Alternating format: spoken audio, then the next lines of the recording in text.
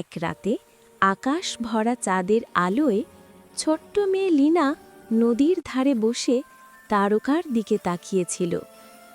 সে চেয়েছিল একবার অন্তত কোনো পরীকে দেখতে। হঠাৎ নদীর জলে ঝিলমিল আলো দেখা গেল। সেই আলোর ভেতর থেকে ধীরে ধীরে উঠে এলো এক রূপালী পোশাক পরা পরী। তার পাখাগুলো রংধনুর মতো ঝলমল করছিল। পরীর নরম স্বরে বলল, লীনা, তুমি প্রতিদিন ফুলে পানি দাও, পাখিদের খাবার দাও, তাই আজ তোমার একটি ইচ্ছে পূরণ হবে। লীনা একটু ভেবে বলল, আমি চাই আমাদের গ্রামে যেন সবাই সুখে থাকে, আর কেউ কাঁদে না।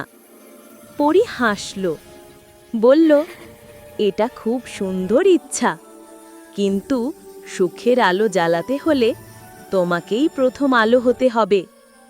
পরী তার জাদুর ছড়ি নাড়ল। লীনার হাতে এসে পড়ল একটা ছোট্ট তারা ফুল। পরী বলল, যখনই কেউ দুঃখে থাকবে, এই ফুলটা কাছে নিলে আলো জ্বলে উঠবে। সেই দিন থেকে লীনা গ্রাম জুড়ে যেখানে যেত হাসি আর আলো ছড়িয়ে পড়ত। ফুলের আলোয় গ্রাম ঝলমল করত।